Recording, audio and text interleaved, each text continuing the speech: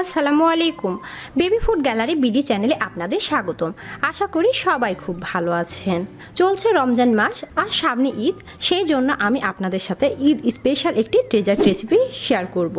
লাচ্চা সেমাই তো আমরা নর্মালি খেয়েই থাকি, কিন্তু আজকে আমি আপনাদের বিশেষ ধরনের ডিম আর দুধ দিয়ে স্পেশাল লাচ্চা সেমাইয়ের রেসিপি দেখাবো, যেটা সেমাই না দিয়েও সেমাইয়ের টেস্ট খেতে কিন্তু অসাধারণ। আর এটা যে ডিম দিয়ে তৈরি কেউ বুঝতেই পারবে না।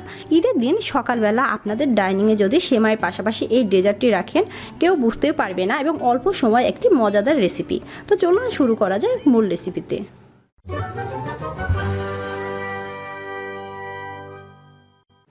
এখানে আমি একটি বাটি নিয়ে নিয়েছি, তার মধ্যে দুটো ডিম ভেঙে দেব। এই ডিমের মধ্যে দিয়ে দেব 2 চা চামচ চিনি। এখন এই চিনি এবং ডিম খুব ভালোভাবে চামচের সাহায্যে আমি মিক্সড করে নেব।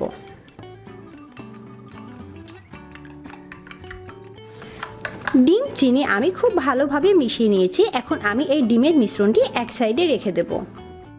এখানে আমি চুলায় প্যানে দুধ গরম বসিয়ে দিয়েছি। এখানে আমি আধা লিটার তরল দুধ নিয়ে নিয়েছি।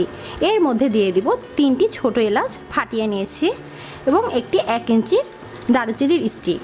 দিয়ে দিব হাফ কাপ চিনি। আর এই হাফ কাপ চিনি থেকে কিন্তু আমি 2 চামচ চিনি উঠিয়ে আগেই ডিমে দিয়ে দিয়েছি।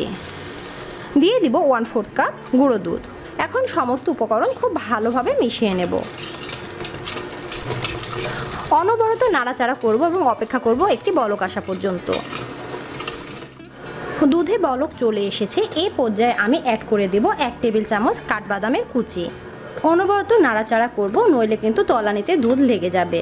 এখন অনবরত আমি 3 থেকে 4 মিনিট নাড়াচাড়া করে দুধটা আরেকটু কমিয়ে নেব। আমি 3-4 মিনিটের মতো দুধ জাল করে নিয়েছি। দুধটা একটু ঘন হয়ে গেছে। এই পর্যায়ে আমি কিন্তু যে দারুচিনি এবং এলাচ দিয়েছি সেগুলো উঠিয়ে নেব। আমি দারুচিনি এবং এলাচ উঠিয়ে নিয়েছি এবং চুলার হিটটা কিন্তু এখন আমি মিডিয়ামের চাইতে একটু কম করে দেব। এবার আমি দুধের মধ্যে ডিমগুলো ছেড়ে দেব। এই ডিম উপর থেকে ছাড়তে হবে, সেই জন্য আমি এরকম একটি জগে ঢেলে নিয়েছি, তাতে সুবিধা হয়। যতটা পারা যায় উপর থেকে সুতার মতো করে ঢালতে হবে।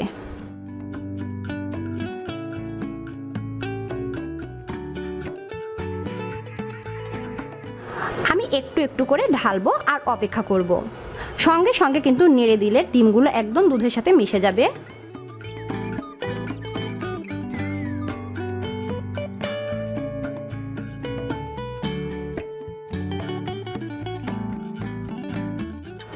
দেখতেই পাচ্ছেন আমি কিভাবে কতটা উপর থেকে সুতার মতো ঢেলে দিচ্ছি।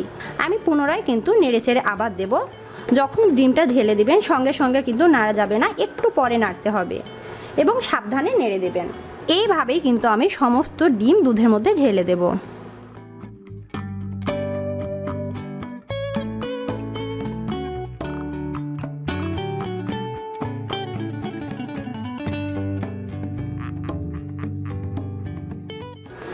আমি কিন্তু পর্বে পর্বে এইভাবেই সমস্ত ডিম সুতোর মতো করে ছেড়ে দিয়েছি। আপনারা যতটা চিকন করে ছাড়তে পারবেন ততটা কিন্তু এই ডিমের লাচ্ছি ভালো হবে। বিশেষ করে আপনারা বাটিতে না নিয়ে আমার মতো এরকম ছোট মুকালা জগে নেবেন, তাহলে কিন্তু ঢালতে সুবিধা হবে। এখন চুলার হিটটা আমি মিডিয়াম করে দিয়ে দিয়েছি। এই পর্যায়ে অ্যাড করে দেব ঘি। দিয়ে দিলাম হাফ টেবিল চামচ ঘি। এই ঘি দেওয়ার ফলে কিন্তু গন্ধটা অনেক ভালো হবে এবং ডিমের কিন্তু এক্সট্রা কোনো স্মেল আপনারা পাবেন না। এখন আমি একটু নাড়াচাড়া করে নেব।